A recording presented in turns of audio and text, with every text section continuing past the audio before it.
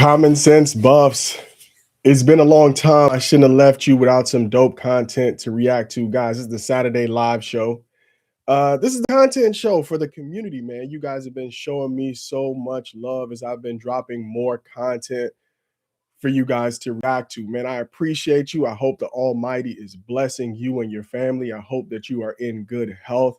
And if you're going through something a little bit tough, man, just remember that hard times don't last forever. So since you're here, go ahead and help me run up the SCO by hitting the like and subscribe button. By hitting that like button, you're going to get more people who are following the Colorado Buffaloes to tune in and make this a real conversation. And by hitting that subscribe button, you can help the channel grow. We are on our way to 1,000 subscribers, and I'm so proud of what we have accomplished so far by getting to 453 subscribers. So if you're already subscribed, thank you. If you're already tapped into the content, we appreciate you. And if you're new around here, welcome. Now, this channel, Common Sense Buffs, is where we talk about the Colorado Buffaloes football team under Coach Prime. Now, my approach to content is that it's going to have logic, hence the name Common Sense. It's going to be my perspective, but I'm going to take into account your views and try to engage with you as well. And I'm going to try to do some real analysis here, no hot takes, right? So my dog is tripping a little bit, so let me get her squared away. Yeah, so no hot takes. That's not the point of it, right? We're not trying to do clickbait here. We're not trying to, get people enraged here. We're just trying to do some common sense content here. All right. So although this conversation is a live conversation, it could go anywhere you guys want to go. I do want to set the agenda. All right. So today we're going to be focused on one position group. All right. Now, there's a lot of things that you can focus on with the Colorado Buffaloes, but for me, a big position group that I want to focus on today is that defensive line. Because let's be honest, nothing will matter in 2026. Not the hire of Brandon Marion, not all the changes to the staff, not all these guys that were brought in different positions, not the offense, not the secondary, not even the schedule who will be playing if the Buffaloes cannot fix what happened up front on the defensive line last year. All right, so let's talk about why the defensive line matters in 2025. But before we jump into that, all right, guys, I know we still have people coming into the room. I want you guys to help me out with a couple of things. I dropped some content, 3 pieces of content over the last week and a half. I did some reaction videos. Now, you guys have to let me know if you want to continue to see me do reaction videos, because there's a lot of old faces that did well in 2025. There's going to be a lot of new faces added to the team that we're hoping are going to do well in 2026. And so I'm taking their tape, looking at it, and just from a fan perspective, reacting to it. So we dropped the Juju Lewis reaction about a week and a half ago, and you guys made it go crazy, right? The views were outrageous, the content, the engagement, all of that stuff, the comments. It was a great conversation. So if you haven't checked out that video on Juju Lewis, please go ahead and do so and let me know what you think in the comments. And then a couple of days after that, we dropped the reaction video to Micah Welch. Now, Micah doesn't get talked about that much, right? He's a guy, he doesn't even say that much, right? He's been around the Colorado Buffaloes program for 3 years, but he's always that quiet guy in the back just getting the work done, right? Whether it be at practice, whether it be in the weight room, whether it be with conditioning. So I did a review of Micah Welch to show him the love that he deserves, because one of the things that we talk about, human beings love shiny objects, right? We love the new thing. And what I'm hearing right now is a lot of buzz around a lot of these new guys that are new to the team. But then when somebody leaves, we give them a hard time. But we never show love to the people who stayed down through the good times and the bad times. And Micah Welch, in my review of his highlights, was an effort to do that. So the first video I dropped, I'm still learning this YouTube thing. The audio wasn't that great. So I redid it out of respect to you guys and Micah to give him the quality video that he deserves. I dropped that a couple days ago. So far, it's starting to trend upward, so you guys are checking it out. So let's show the players who actually are loyal, who stay down with the program, who play hard, some love, right? It's great because I know certain videos that I'm going to drop on some transfers are going to perform well, but let's show the guys who stayed down that we appreciate them. These players, these coaches consume this content. It might not seem so from a small content channel like ours, but a lot of guys don't get the shine that they deserve. And when a content creator like myself takes the time to do that, they watch it and they appreciate it. And then last but not least, I dropped my most recent video, which was a reaction to JoJo Williams, who a lot of people have slated to be the Omarion Miller replacement. So if you want to watch an in-depth review of his play and some of the things that position him well to possibly be that replacement, but also have the versatility to play in other positions on the field, you definitely want to check out that review. All right. So that little bit of housekeeping hopefully gave more people the time to get in here and join the conversation. In the chat, let me know where you're tuning in from. So, why does the defensive line matter, right, in 2026? In order to really talk about that, we have to look at 2025. And there's some uncomfortable truths that we have to deal with. So we had a new D-line coach, Domata Peko, come in. D. Lou left and went to Miami, and he put together in 2025 one of the best defensive lines in the country. Now, they had the talent, of course, but when D. Lou was in Colorado, I think they might have had the best defensive line in the Big 12. So coaching does matter in this situation. So Domata Peko in 2026, now this is his room. He has one full year under his belt, and he had an opportunity to really recruit the guys he wanted to be in his room.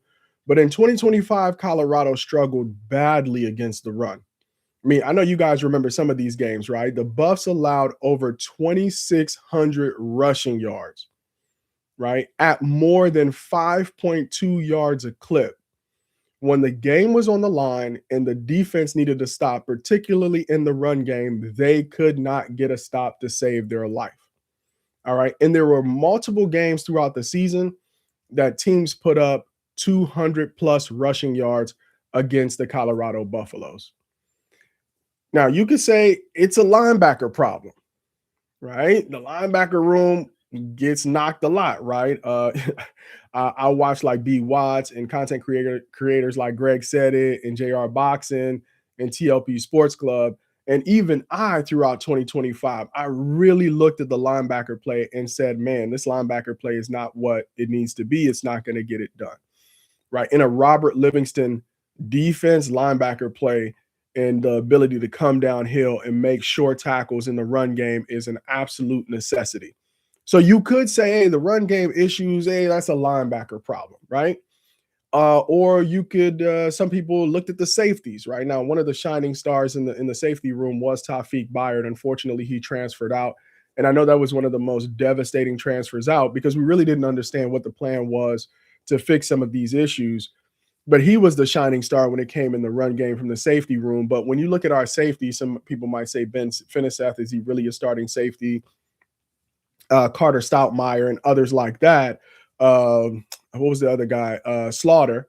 You might say, hey, when those safeties were supposed to come downhill and make tackles at the second level, they just weren't able to do that. And we were absolutely horrible at tackling in 2025 as well.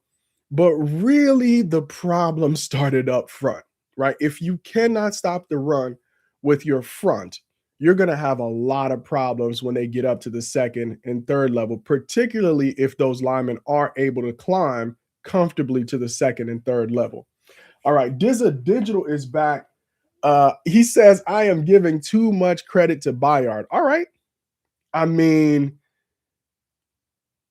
on a defense that left a lot to be desired, are you saying that I'm giving probably the most productive player on that defense too much credit on that defense, or just him as a player in general? I need you to give me a little bit more information so we can tackle that together. I just like to ask follow-up questions to make sure I'm clear. All right. The problem, in my opinion, was that the defensive line was not controlling their gaps. They were getting moved around at will by offensive linemen. They could not hold their gaps. They could not stop the run. All right. And oftentimes, runners were at the second level, and linebackers were not only having to make the tackle, but they were having to shed linemen in order to make the tackle. And safeties oftentimes were forced into run support on plays that I think could have been made by the defensive front. So what that did, in my opinion, my humble fan opinion, is that the entire defense for the Colorado Buffaloes was always playing on its heels. They knew they couldn't get a stop up front.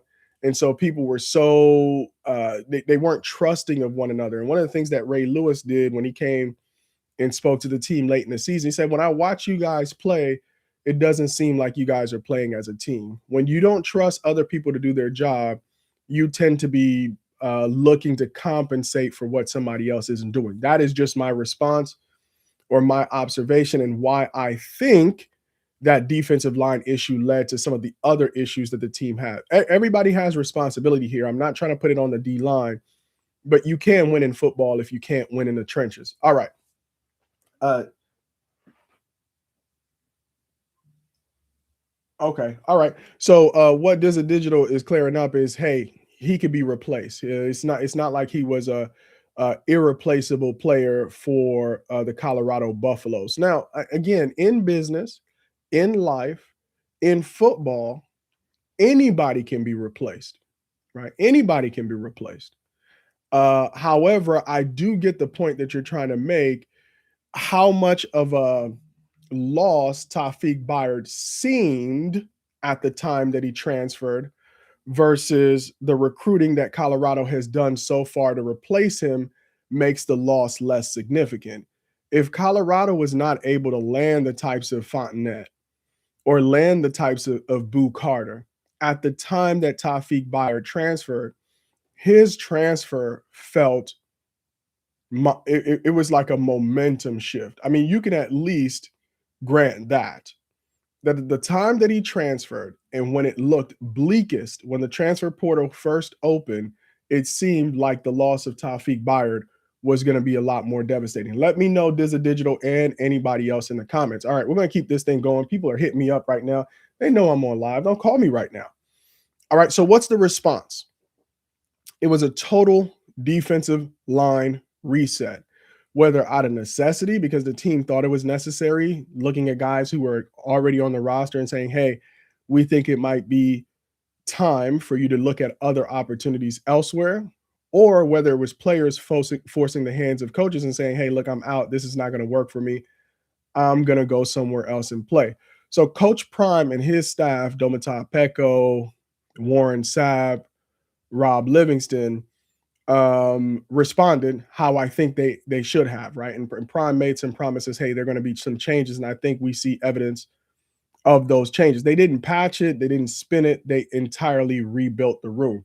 All right, so to kind of level set us, let's look at the room when the transfer portal first opened. Guys, forgive me here. I'm going to be sharing my screen, and I'm doing this live. So if it gets jacked up, let me know. Let me know in the comments if my screen is working the way it should. All right, guys. So what I believe I should be sharing with you right now is on three, right? Can you guys see on three? Actually, you know what? I'm going to stop sharing and I'm going to move my screen. That is what I'm going to do. I'm going to move it to another screen. So let me know right now in the comments. Go ahead and like. Go ahead and subscribe if you haven't already. If you're enjoying this content, go ahead and share it with somebody else who you want to have common sense conversations about the Colorado Buffaloes football program. All right, let's try sharing that thing again. If I made you dizzy on the last one, my apologies. All right, this should be better right here. Boom. All right, how you guys feel about that? All right, so I'm looking right now at On Three Rivals, which is my go-to for transfer portal information. They do a good job of keeping this updated, although they have made some blunders in the past. For example, when they said that JoJo Williams was entering the transfer portal. But let's look at, and I'm only talking about interior defensive line. I'm not talking about the edges right now. I'm just talking about the guys who left early on in the portal. So on the defensive line, Gabriel Lightfoot was somebody who was very promising coming in. I remember talking a lot about him and the potential for his impact in 2025. I think he had a season-ending injury and didn't play at all in 2025. So he transferred out. This is a young guy when I first started the channel, I reviewed Christian Hudson, very highly touted coming out of high school, but he also transferred out. So Gabriel Lightfoot looks like this is San Diego State, correct? Yep. Boston College is where Christian Hudson is now playing his football. Taufiq Thomas is a guy who I had high expectations for coming into 2025. I don't know if it was a mixture of injury or what. He just didn't get as much playing time in 2025 as he did in 2024. He transferred out to Georgia Tech. So that should be pretty interesting, right? Of the people we've just discussed so far, one of the players we're going to see that transferred out in 2025, we're going to see him in the opener against Georgia Tech. So that should be interesting. Another guy who, and again, guys, you got to remember when that transfer portal first opened. It was scary hours for a little bit, right? Because we also lost a guy like BDS, Brandon Davis Swain. I think he was former Mr. Football in Michigan when he was recruited as a freshman. He put on a bunch of weight. 2025 was his first year kind of being a full-time starter for the Buffs. He put up some good numbers, but he was still developing. And when he decided to transfer out, it was kind of serious early on in that portal process. So he transferred to Texas A&M. And A&M got quite a few of our defensive players on a team where you would say the defensive performance was bad, but there was some players that shined intermittently, right, throughout the season. And I think BDS was one of them. And then Jaheim Otis, which was the guy who was supposed to be the run stopper coming out of Alabama when he transferred in 2025, didn't quite pan out.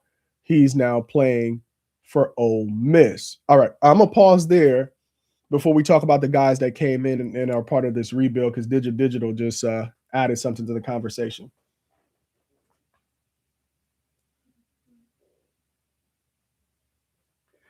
Okay. All right. So Digital is saying Rob Livingston gets some of the blame. Well, the coach is always going to get the blame, right? When the defense doesn't play well.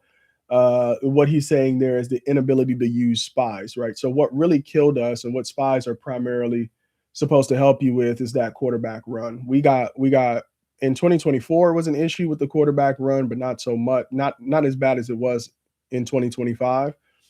But it certainly was on display in games like against Georgia Tech when Haynes King went crazy.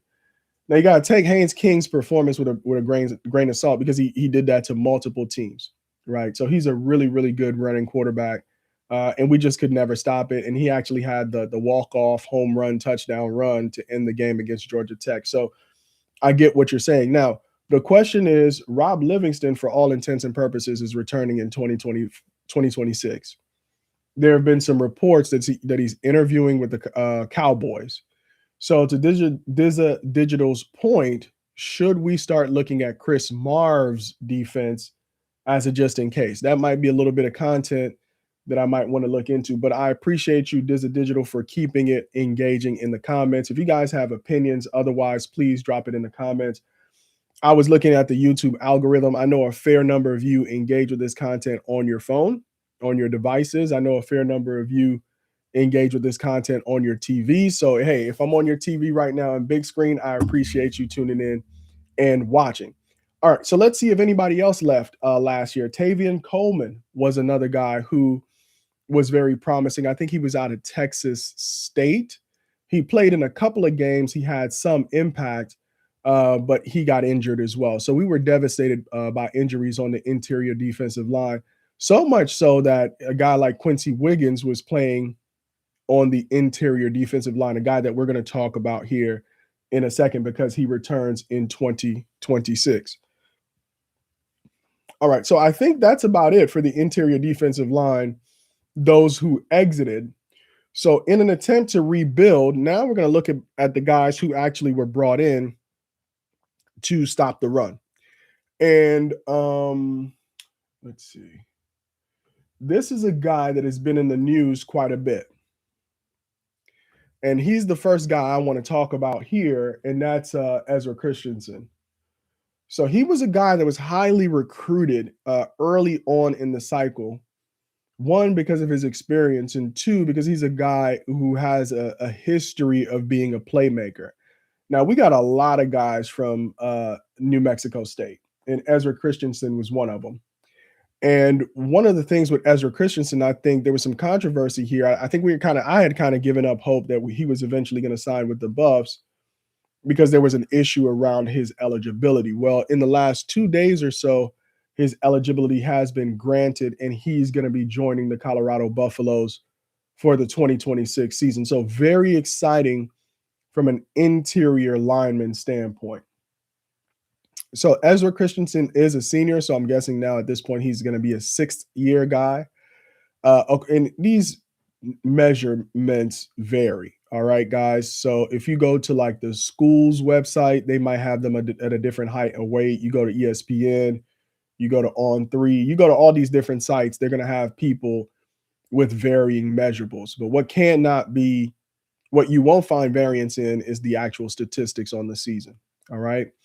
So according to ESPN.com, he's 6'2", 260 pounds. And you'll see this as a trend, right? That 260 to 280 is the range for a lot of these guys. But we did also get some big bodies, as you guys will see as well, the 300 plus guys who could play that defensive tackle, but also are verging on like a nose tackle, right? Where, man, they're so big, you're going to have to block them with two people. But Ezra Christensen is right in the middle there at 260. We'll see what he comes into the season at when the season starts. So let's look at 2025 statistics. In 2025, he had 42 total tackles, which is really good for a defensive tackle. He had 21 solo tackles, 21 assisted. He has 6 sacks. Now, I see that Keith, what's up, baby? Welcome to the chat. I appreciate you being here. I appreciate everybody who is watching this thing live, man. I appreciate you guys spending your Saturday with me. What's on the stove, though? That's what I need to know because I'm getting hungry right now. I haven't had lunch right now. What are you cooking up today? Because I'm cooking up some content for you guys. All right, so let's see what Digital and Keith have to say. Keith says he wishes Lightfoot and Tavion had stayed. I agree. You don't know if that's the case of, hey, if we stay, we're not going to really get the playing time. We're on the clock. We're running out of eligibility. I need to go somewhere where I could get some tape. You never know if that was their situation.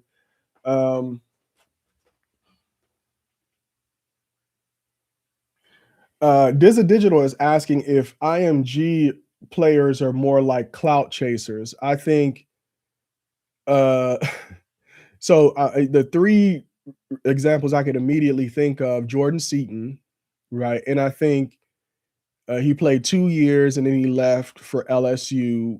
I don't have any issues with Jordan Seaton choosing to go to LSU or transfer out, no matter where he ended up. I think the issue that people have a hard time with is that he led these are all reports. We weren't in the room. We weren't part of those conversations. He led the coaches to believe that he was going to stay. And that's the only thing that I have an issue with. So you could call that clout chasing or not. I mean, that's just an example. The other two guys, London Merritt and Alex McPherson, had really great years. You know, to Keith's point, the two guys he wished stayed on the interior, being Lightfoot and Coleman, I really would have loved to see Merritt and McPherson's stay on the outside. But unlike Jordan Seaton, where he was already going to be highly paid, I don't know if Merritt and McPherson were going to get similar payouts to what they may have received to transfer. Now Merritt, from my understanding, went to Clemson. So, I don't know about Dabo Sweeney, if he keeps a tight checkbook or not. He's not a big fan of the transfer portal, but they probably got a big payday. And then, of course, Penn State is spending money like crazy. They're trying to win a national championship. So when you go to programs like that in A&M and Ole Miss and Ohio State, schools like that, Florida State, Miami, you see how much money Miami's spending, right? They went to they're trying to win it next year. So I think for those guys, I don't necessarily know if it's clout chasing. They certainly did increase their national profile by coming to Colorado, but you could see they also had to play on the field. It wasn't like, oh, they just came, they really didn't play that well, but by virtue of the fact that they play for Colorado, they went somewhere else and got a payday, right? I think whatever payday they got, they earned because of the play that they had on the field and the potential that was seen. So that's just my perspective. Um, let's see. Dizza Digital says Haynes King had a career high against Rob Livingston's defense. Yeah, Keith says he believes that Ezra Christensen is the closest thing to Warren Sapp that Warren Sapp has had in this room so far. And that's kind of where I was. Sipping some turmeric and ginger tea with some lemon and some honey. Guys, stay healthy. Take care of your body. It's the winter time. You don't want to be sick right now. We got to get this money, right? So 6 sacks from the defensive tackle position. So you love to see this, right? Not only is he going to be able to clog up those running lanes, but he's able to get to the quarterback as well. And he has a forced fumble here and then 2 pass deflections. So I'm interested to see hurries. They just don't have that as a prominent stat here. Maybe that's something that's more focused on by PFF. But I love to see pass deflections from a defensive tackle, meaning they're getting push up front, they're getting their hands up, and they're batting the ball down. Hey guys, thank you so much for being here. Man, the chat is lit. I'm seeing some people who are highly engaged in the chat, and I appreciate that. Hit that like button, hit that subscribe button if you haven't done so already. So in terms of recent games, let's look at the competition here and how he performed, right? Now, they took some L's towards the end of the season, right? 3 straight losses. I guess the most, 4 losses here in the last 5 games. They had 1 win. I would say probably the biggest, maybe the most competitive name here on the list is Tennessee. And one of the things that you could maybe say as a knock on some of these portal players that Prime bought in is they haven't really played Power 4 competition. What did they do when they played Power 4 competition? Well, against Tennessee, he had 1 tackle and 1 assisted tackle, right? So that's not where he shined. Now, where he seemed to have had his best game is the previous team, that might be Kennesaw State. They lost that game 24-21, but he had 5 total tackles, 1 solo, and 4 assisted. So these are the kind of guys where you want to say, hey, look, he has a lot of production. We know he could play at New Mexico State against that competition, but what can the coaches do to develop him to really get him to that level where he could put up similar numbers at Power 4 level? All right. Motivated, dedicated 98. Welcome to the chat. Let's see what you got to say. Oh yeah, the defense was trash last year, especially in the run, but also in the pass. We got beat a lot. And motivated, dedicated. Okay, so I love the fact that we have motivated, dedicated here to give us a different perspective, at least his perspective, which is last year there was a lot of hype. And I was definitely on the hype train last year, guys. I'm not going to front. If you go back and watch my videos, when I saw that some of the transfer names that were coming in, I was very, very excited. And this year I'm still excited, but I don't know if I should be more measured. So you guys let me know in the chat if you're excited. You're just as hyped up as in 2025, or are you more measured in 2026? Let's have a conversation. All right, so that's Ezra Christensen. Baby Warren Sapp gets a second opportunity by getting this last-minute eligibility waiver to play for the Buffs this year. Is he going to come in hungrier than ever? I like that as a start in our defensive line room. All right. Let's see. Who was another guy? We want to look at? Now, another name that was very interesting. Now, this guy came from a playoff team, Tulane, who went to the playoffs, the college football playoffs this year. And he was a guy who was highly recruited by some other schools, some other Power 4 schools as well. And that's none other than Mr. Santana Hopper. Now, we haven't seen like an Ezra Christensen so far in winter workouts because of the issues with eligibility. But I have seen this guy on the Darius Sanders videos. I don't know if you guys follow Darius Sanders or you follow Well Off. I get a copyright strike here. This is a guy who I've already seen on tape, who's already on campus. He's already enrolled in school, and he's working out right now during the winters. None other than Santana Hopper, defensive lineman, formerly with the Tulane Green Wave. He's a junior, 6'2", 265. Remember, we looked at Christensen. He was right in that range as well. Now, in 2025, 29 tackles, 17 total, solo, 12 assisted, 4.5 sacks. Again, another guy in the interior who can get to the quarterback. Love to see it. One fumble recovery, so he's around the ball. I like a guy who get guys who recover fumbles. That means they're always around the ball. They're always hustling, which I love to see. All right, now let's look down here in some of the games that he's played in and what his best game was. Again, as you can see, he was on a winning team in Tulane, which is why they made it to the playoffs versus, like, let's say, a New Mexico State that we just looked at. And you love to see guys who have experience on a winning team. Okay. Winning is a mindset, winning is a culture, winning is an attitude. When you can bring players that have come from winning programs, they bring those attributes with them. So I love to see it. Best game. It looks like he ended the season with his best game, University of North Texas. This might be. And they won that game 34-21. He had 4 total tackles, 3 solo, 1 assisted, and he had 2 sacks in that game. You love to see a player peaking towards the end of the season going into the playoffs. But again, this is the number 24 team in the country. Now, when they go up against the number 6 in Ole Miss, the powerhouse here, he doesn't necessarily have his best game. But again, they lost 41-10. So they got dominated, right? And that's tough competition. This is a team that had a deep playoff run, and they run into them in the first game of the playoffs. So that's a tough draw for a team like Tulane. But you love to see a guy from a winning culture come over to your team. So this is shoring up that interior defensive line with a twitchy guy who's a short tackler and can get to the quarterback. All right, let's see who else is in here. Motivated, dedicated said, let's wait and see if they could play first. My man Keith says, wings, wings, wings, and Corona. All right, man. Are you a dry rub guy with your wings? Are you a guy that does his wings on the grill? Are you in the air fryer? Are you in the deep fryer? You got to give me more details, man. You got to make me hungry here. I'm giving you content. You got to give me a little bit more, man. Do you go sauce on? Do you go sauce on the side? I fancy myself an amateur chef, so let me know how you getting down in the kitchen today. Appreciate that, Keith.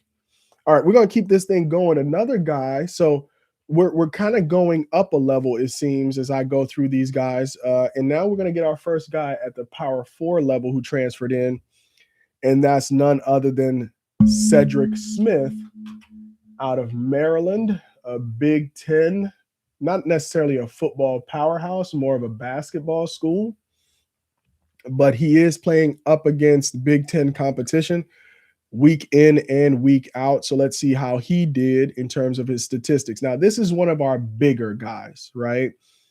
Remember how, like, the first 3 guys we looked at were more of the first 2 guys were more of those twitchy guys, right?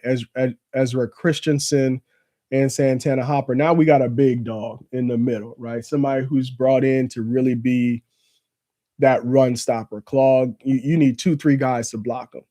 We got Cedric Smith, sophomore, 6'4", 321 pounds, out of Atlanta, Georgia. I'm seeing more GA guys, Atlanta guys to be more specific, signing with the Colorado Buffaloes. And it's only right because, kind of that Falcon Stadium, Mercedes-Benz Stadium, even though that's the new one, is the house that Prime built. And man, listen, I don't know if they're going to be playing at Mercedes-Benz Stadium or they're going to be playing at Georgia Tech Stadium. They're probably going to be playing at Georgia Tech Stadium in that opening game. But Atlanta is going to be lit for that season opener, right? I might have to go down to Atlanta and tailgate that thing. I don't know if I can necessarily afford tickets. Tickets are already a couple $100 right now, and they don't even have a game time announced yet. So it's going to be crazy down in Atlanta. Let's see what Keith says about his chefing. Ooh. All right, he's using the air fryer, y'all, and he goes ranch on the side. So I appreciate it. I appreciate that, Keith. Maybe one day, man, we might do something in Colorado, hit up one of those tailgates. I do have plans in 2026 to get out to a game in Colorado, but I might start with a tailgate in Atlanta. If I do go to Atlanta and do the tailgate, I'm gonna live stream that thing to make sure you guys are right there with me. All right, Cedric Smith, man. Looks like he played in multiple games. The statistics don't really jump off the screen at you in 2025. He had a much better 2024. 7 total tackles, 3 solo, 4 assisted, and no other stats of note. Last couple of games, again, now we're talking about Big Ten competition, right? Michigan, number 18, they lost 1 solo tackle here. Rutgers, who they lost to as well, 2 tackles, and he was assisting on both those tackles. And then they lost to UCLA as well. So he was 2 solo tackles there. So rough season for the Terrapins. 3 losses to end the season. They got a couple wins there, but probably against lesser opponents. Want to see what this additional size is going to bring to that interior defensive line for us. But I think this is another depth piece, right? Do you pair up a Cedric Smith with a Santana Hopper? What I thought was going to happen in 2026 is a pairing of Jaheim Otis and Amari McNeil. Kind of that big body guy, 300 plus, taking on 2 blocks and letting Amari McNeil, who's a great pass rusher, great hands, great feet, a lot of moves on the interior, was going to eat. Well, because Jaheim Otis, in my opinion, didn't play that role in 2025, we didn't see Amari have his best year. That is just my opinion as a casual fan. All right, let's keep this thing going. So we lost a few guys, we replaced a few guys, right? And now I want to look at Dylan Manuel. Now, this is another guy who, once he committed, has been talking the talk, right? He's been like, hey, if you don't bleed black and gold like I do, then stay on the other side and we're going to see you on the field. So this is a guy who is a great culture guy. He, again, is coming from a smaller program in App State, but App State is usually that kind of sneaky program that ends up getting an unexpected win at least once a year. So let's look at our guy, Dylan Manuel here. Uh, tackle. Let's go ahead and stop this so we don't get a copyright strike. Another 300 pounder, another 300 pounder here. 6'1", 300 pounds, already on campus, already participating in winter workouts, looked to be in pretty decent shape. I haven't seen him be one of the guys who's dying, right? When it's time to run, he's holding his own. 2025, 6'1", 300 pounds out of Stockbridge, Georgia, another Georgia guy. 37 total tackles, 12 solo, 25 assisted, 3 sacks. Another guy that can get to the quarterback from the interior. 1 interception. All right. I guess that's what this highlight is. Dylan Manuel picks off James Madison. Interesting. A guy on the interior getting an interception. I wish we could watch it, but I know they're probably going to get a copyright strike. I want to see that big man try to rumble for those 6 yards after the interception. Now, let's look at some of the competition. Again, not such a good season, or at least they didn't end the season the right way. Now, they played JMU here. That's who he got that interception against. JMU is a playoff team, so pretty good program there in terms of who he played against. And he had a pretty decent game here. 3 tackles, all of them assisted. They got the win against Marshall. So he was putting up big numbers even in losses, right, in terms of multi categories where he was showing up. So, for example, we had a sack tackle game here, 2 solo, 5 assisted, and a sack. He had a 6 tackle game here, 3 solo, 3 assisted, and a sack. So he's a guy that's going to put up production for you when he is in the game, and I love to see it. And he's a great culture guy, man. You could go out and watch his interviews on like DNVR and some of the other Colorado Buff content creator channels, and you'll see that he's a guy who is all about the black and gold. All right, let's see. Lamont Simmons, welcome to the chat, man. It's good to see you. Sorry if I missed your other comments earlier in the chat. Let's see, Lamont Simmons, what you got to say. He says, stop comparing Ezra Christensen to Warren Sapp. There isn't another talent like that. I mean, okay, I agree. Warren Sapp is one of one, but I think the comparison is a guy who can get to the quarterback. And of all of the prospects that Warren Sapp has had an opportunity to work with, he seems like the one, if given an opportunity, might have a chance to develop into that real uh, guy who could get after the quarterback from the interior. But I get your point you're trying to make. Yeah, that's like comparing incoming DB to Deion Sanders, isn't it? I get it. You're right. You're right. Yeah, Lamont says Otis sucked. Amari was injured. Injuries killed Colorado. It absolutely devastated this team, which is why I like the fact that we created some depth on the defensive line. I think a lot of these guys, I mean, can you imagine a heavy set with Dylan Manuel and Cedric Smith, right? Maybe on the goal line or something. Or in this other guy that I'm about to show you guys, if they pair these guys in a goal line set, it's going to be pretty hard to score on Colorado in the red zone. So the next guy we're going to look at is a guy who Domata Peko was one of the reasons he was brought in is to try to strengthen this. What do they call it? Polynesian pipeline. And this guy is an absolute monster. I'm going to try to say his last name. You guys tell me if I came close to it. Let's see if we could just add that here. It's not going to work for me. And that's none other than Samu Taumanu Pepe. Please let me know if I got that right. Samu Taumanu Pepe. I got to get used to saying some of these Polynesian names because there are going to be a bunch of them in Boulder now that Domata Peko is getting rolling. This player transferred from the Baylor Bears, so another Power 4 player here, similar to Cedric Smith. I think he's more of a transfer looking for opportunity to play. Now you get excited when you see a guy this big, maybe that classic nose tackle kind of player.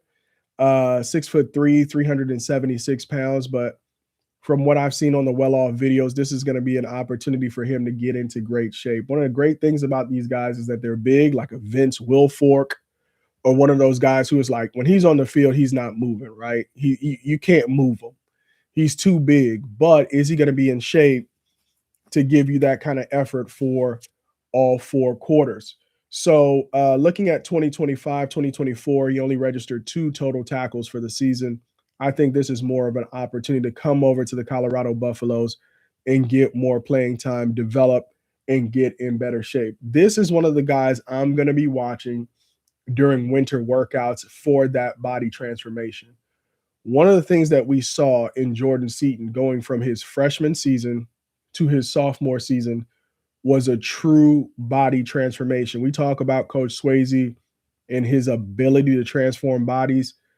Samuel's giving him a 6'3", 376-pound body.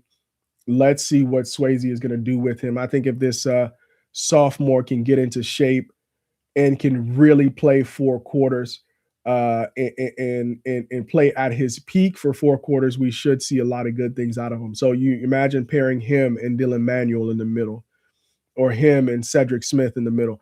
It should be pretty hard, at least on paper, to run against the Colorado Buffaloes in 2026. All right, let me take a pause here. Demistocles 12. Hopefully I'm saying your handle properly. Welcome to the chat. Yeah, I like what you're saying about him looking strong in the weight room, man. That's something that, I mean, they only got about 6 weeks or so before spring ball. So although it feels like spring ball is still a while away, when you think about getting in shape over a 6-week period, that's a really, really tight schedule. So want to see what these guys are able to get done over the next 6 weeks. And prayerfully, everybody stays injury free throughout this winter workout season. Keith says, do I really believe all of the injuries? There were certain ones like the last 3 games of the season where I was a bit suspicious. I think for me, just being honest, it's not to throw anybody under the bus. It's a question in the chat. Jordan Seaton, late in the season, I was a little bit suspicious of. Why is his name slipping? DJ McKinney is another one. Late in the season, I was a little bit suspicious of. What was to be admired the most was the players who played through injury, like a Tawfiq Bayard, who we know had real injuries and were still pushing late in the season. So Jordan Seaton, you could maybe, hey, I'm a future NFL player. I don't want to play in these last three games. There's really nothing here. We're not even going to a bowl game. Why should I risk being injured? But I think maybe for a DJ McKinney, he might have checked out much sooner. But that's just speculation. It's just opinion. I hate to speculate on a guy saying, "Oh, you weren't really hurt," when I don't really know what was going on. Right? I'm not behind the scenes, but that's just my speculation. All right, let's see what else we got in the chat before we get to our next guy. Our next guy is going to be Tyler Moore out of Coastal Carolina. He's definitely a depth piece. He's going to be getting a lot of rotational reps, I believe, especially late in the game when we're wearing down the offense. He can come in as a fresh pair of legs. Before I do that, let me see what else you guys got to say here.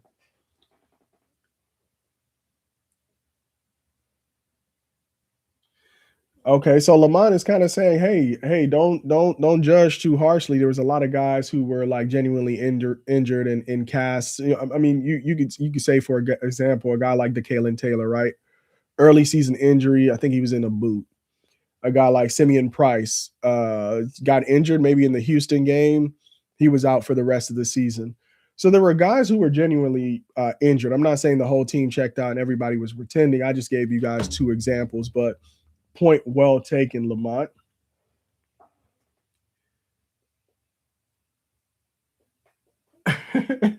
Yo, so domestically said he had pegged Hakeem. Now the Hakeem injury, I thought I saw live when it happened. I think he got hit in the hip, like a hip pointer injury. And for in football, those hips, man, that's what took out the legend Bo Jackson, right? If you get a hip injury in football, you gotta treat that thing because you see a lot of guys now bouncing back from ACL and MCLs and knee injuries because the technology is so good. A lot of times they get those guys to the surgery early. Those hip injuries are devastating, and I think that's kind of what may have plagued Hakeem after he took a hit to the hip. So it's great to see him back and that he hung around. So Domestically's point well taken. And we're just fans, guys. I mean, and these are kids at the end of the day. I'm a grown man, right? You got to think these are kids, and now some of them are millionaires. And if you're a parent and you're advising your kid, I don't know how many of us can say we would tell our kid or make our kid or advise our kid to play in some of these situations. I mean, I'm just kind of trying to be real here. But as fans, we sometimes are harsher critics, right? Without all the information to really balance out our criticism. All right, let's keep this thing going, guys. Thank you so much for joining us. If you're in the comment section, go ahead and let it be known where you're tuning in from. My man Keith has wings on the menu. I don't know what I'm going to get at, but I'm going to get at something, man. I got some ribs but it's cold as heck outside. Can't really break out the grill. So we'll see what we're going to eat this afternoon. All right. Next up, we want to talk about Tyler Moore, right? I mentioned he's a depth piece out of Coastal. Now I won't be able to find him. Coastal Carolina. Let's see. Which of these defensive linemen are you most excited about? Is it Ezra Christensen? Is it somebody else? Now, of course, I won't be able to find him. But the next guy I was going to talk about was in the last of the transfers was Tyler Moore. He's out of Coastal Carolina. Let's see if we could just Google him. Who are you most excited about in 2026 on that defensive line? And then we'll maybe pick up one more comment that we could have as our closing topic for the live. Again, just as a reminder, guys, go ahead. I dropped a couple of videos. There we go. I dropped a couple of videos, reaction videos. We got the Julian Juju Lewis reaction out right now on the channel. We got the Micah Welsh reaction on the channel. We got the JoJo Williams reaction on the channel. So go ahead and check those out. Let me know what you think about those three players coming into 2026. All right, Tyler Moore. Here we go. Coastal Carolina nose tackle. He's the first guy that doesn't have just like defensive tackle here. He's a true nose tackle, right? Somebody that can line up over that center and really be disruptive. He's a sophomore, so should have at least 2 years of eligibility left. 6 foot, almost 300 pounds, out of Locust Grove, Georgia. Again, the Georgia boys are back. Looks like Prime is creating a Georgia pipeline right now. 9 total tackles, 5 solo, 4 assists, and no other stats of note. He did have a forced fumble in 2024. Let's see who he played against. Oh my God. They took a slide towards the end of the year, but it seemed like that conference was pretty tough that they played in. If you guys notice, you see a lot of recurring teams here with wins over these guys' teams. So, for example, a JMU, again, a playoff team, but he had a pretty good game against JMU statistically for him. 3 total tackles, 2 solo, and 1 assisted. So, Tyler Moore, welcome to the Buffs. Love to see that we're adding some depth here along the defensive line. Now, last guy I want to talk about, and I'm a big loyalty guy, is the only guy who is left from that 2025 defensive line room. Now, I think this guy was actually supposed to be a edge player, but they were so devastated by injuries that he was moved inside to defensive tackle. And I don't know if you've seen this guy lately on the well-off videos, but talk about body transformation. Quincy Wiggins is looking real good in the gym. And this is probably another player that has been extremely quiet since he got to Boulder. Came out of LSU, transferred. He's now his first year in Boulder, he didn't really play at all. I think that was the 2024 season. The second year, 2025, he played a little bit, and he's looking more like a developmental piece, like a long-term developmental project. But this might be one of those guys who he wanted to stay a Colorado Buffalo, and the Colorado Buffaloes wanted him to stay a Colorado Buffalo. When you saw this mass exodus, you would say for a guy with these kind of numbers in 2025, maybe Prime and Warren Sapp and Domata Peko may have politely asked him to find somewhere else to play, but it looks like both him and the team want him back. And this is one of the guys I'm going to be watching pretty closely through winter workouts and into spring ball. Of all the guys that I've mentioned, this is the guy with appropriate development that might be an absolute problem for offensive lines in the Big 12 come 2026. And that's none other than Quincy Wiggins Jr. So 2 years of eligibility, maybe 6'5". So far the tallest of the linemen that we've reviewed, 255 pounds. Again, this number varies based on the site that you're looking at, out of Baton Rouge, Louisiana. 2025, 9 total tackles, 3 solos, 6 assisted, with no other stats of note. Best game, look at the slide here, guys. After the Iowa State win, it's just loss after loss, blowout loss after blowout loss, right? It got really bad. And, best game here of that 5-game run was 3 total tackles. All of them were assisted. I know he had some splash plays against Georgia Tech early on in the season. So this is somebody I was watching coming into 2025. Didn't live up to my expectations. Maybe I was a little bit on the hype train, but I'm certainly on the hype train for 2026. So how do you guys feel about Quincy Wiggins and some of the other new guys in the defensive line room? All right. Now, here's the X factor. Warren Sapp and Domata Peko as their coaches. Okay. So defensive line is being coached by Domata Peko, a former NFL nose tackle, true nose tackle, who made a living stopping the run. So Domata Peko, unlike Sapp, wasn't known for getting to the quarterback and sacking the quarterback. What he was known for in all of his time in the NFL is being a run stopper. And then you have that along with the combination of Warren Sapp, who I think there were questions about whether or not he was returning in 2026, but I recently saw him in one of the well off videos during workouts.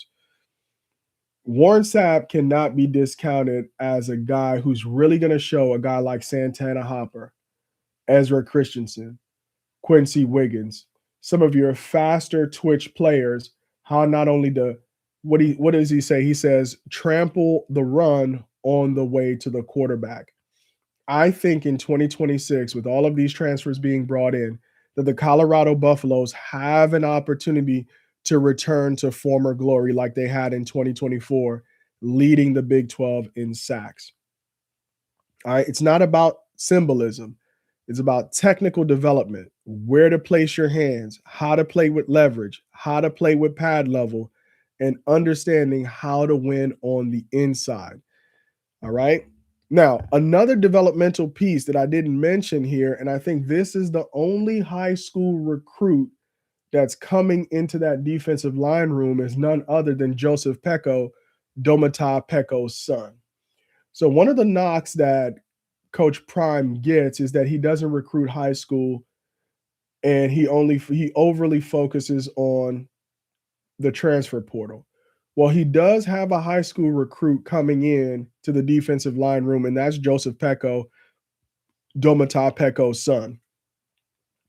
What he's going to have an opportunity to do, though, as a young player, is not only play for his dad and be coached by his dad, but he's going to have a chance to develop behind veterans, guys who've won starting jobs, and he's going to see what the work ethic is or needs to be if he wants to start.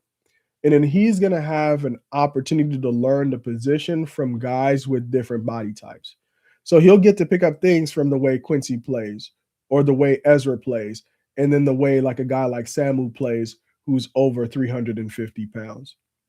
So yes, you can say this is a rebuild, but maybe a lot of these guys are seniors or 6-year guys, or maybe 1 or 2 years of eligibility. It's great to see a guy like Joseph Peko in the mix for the long term. All right, let me check out your comments real quick. Lamont says, time to find another pipeline. The Georgia boys are quick to walk out on Prime. I don't know if it's always a walkout on their part. I think sometimes it's a mutual thing, but who knows? Yeah, Lamont says he likes Wiggins in 2026.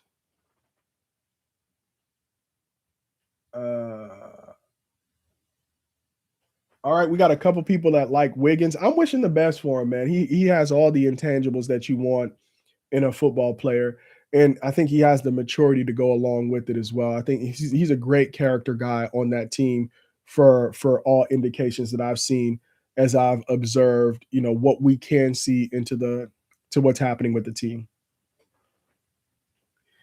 Yeah, and then domestic Keith says he misses Coach D. Lou. Man, D. Lou was the truth, right? And not only did he do it at Colorado, he's now doing it at his alma mater in Miami. And you can't blame him for taking a job at his former school where he's gonna have the resources like he has at Miami. Man, they could get whoever they want, right?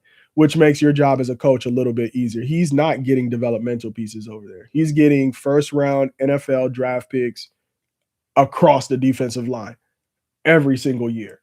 And so big shout out to D. Lou and all the success that he's having over at Miami. So let me give you guys the big picture, and then I'm gonna get the heck out of here. Go ahead and like the content if you haven't already. If you haven't subscribed, please subscribe to the show.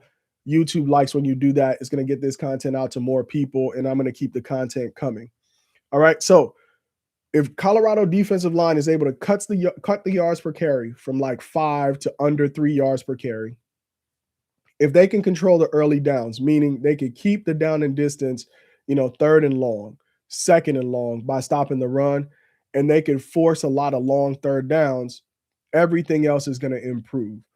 The linebackers are going to get cleaner looks, which I'm going to talk about the linebackers the next time I do a video or a live. The secondary is going to play faster, which I'm very, very excited about this secondary. I'm going to break down at some point. And we're going to keep the ball in Juju Lewis's and Brennan Marion's hands so we can put up points using that go-go offense. The defensive line isn't just a position group. It's not just another position group that we needed to improve. It's the foundation for Colorado's season for 2026. All right, guys, that's it for this live. I appreciate so many of you staying locked in with me for this entire, what has it been, hour or so?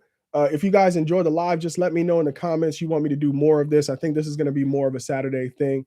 And guys, like I said at the outset, man, I pray that the Almighty God is blessing you, keeping you in good health, and prospering you. And if you're going through some hard times right now, just remember, hard times don't last forever. Stay down until you come up. Until next time, peace.